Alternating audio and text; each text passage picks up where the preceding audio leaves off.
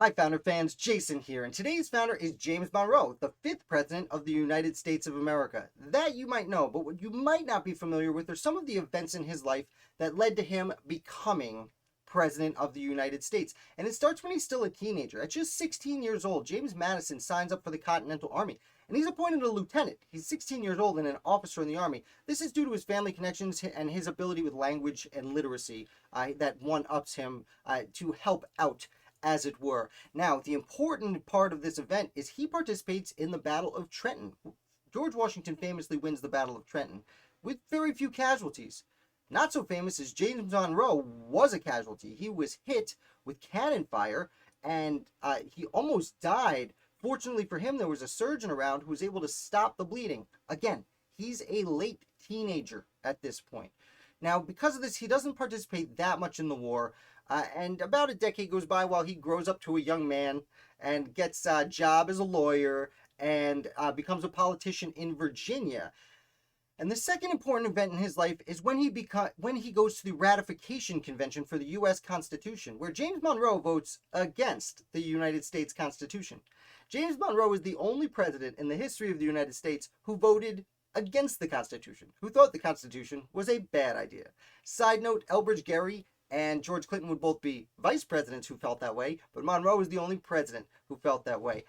As we can tell, foreshadowing, he becomes president, so obviously he gets over it. But after this, there's a little bit of fallout for this. He actually ends up running for the House of Representatives in the first election against James Madison.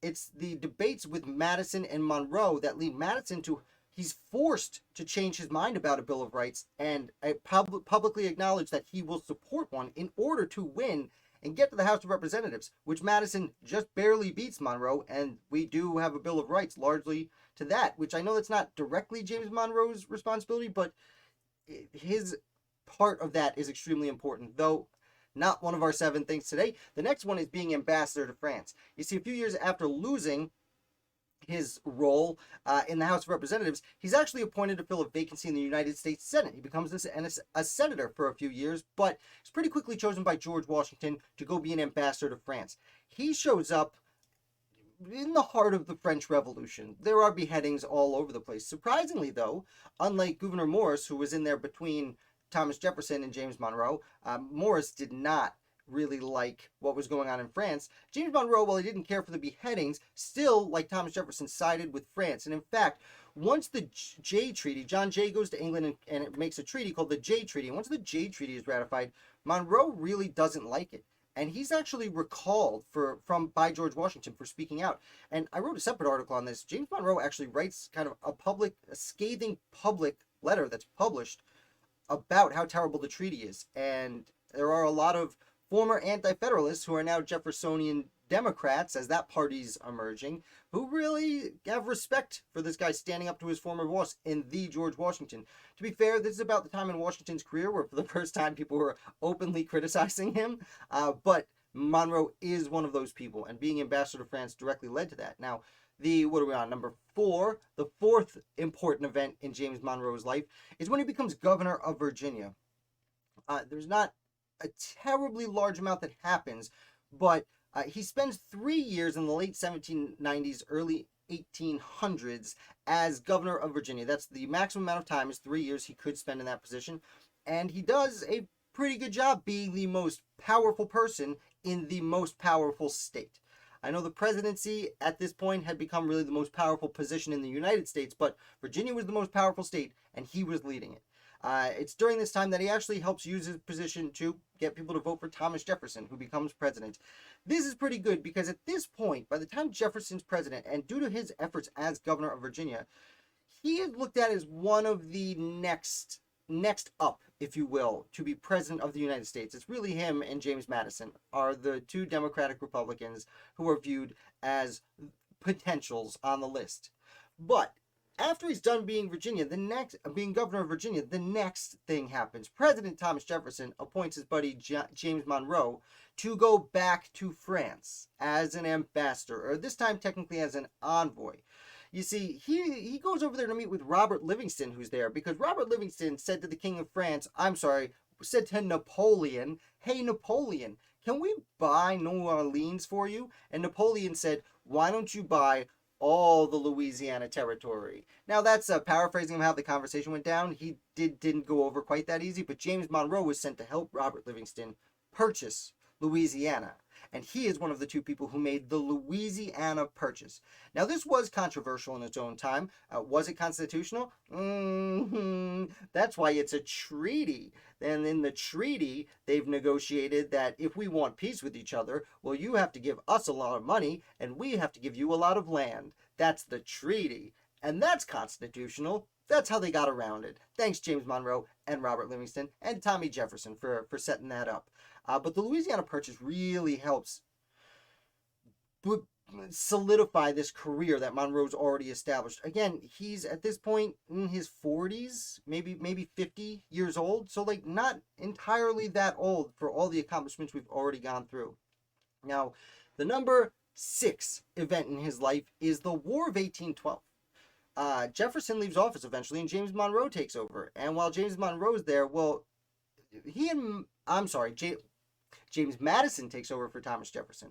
And James Monroe is friends with James Madison, despite their earlier disagreements 25 years earlier running against each other and over the Constitution.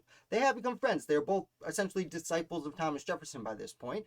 And therefore, when the war begins, James Madison asked James Monroe to take over as Secretary of State. And as Secretary of State, he was in charge of not only domestic policy, but foreign policy. He sent all the delegates that would end up ratifying the Treaty of Ghent were sent by James Monroe, though ambassadors did have to be approved by the U.S. Senate under the Constitution.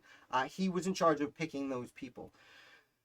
Interestingly enough, at the time, being Secretary of State was the best chance of becoming the next president of the United States.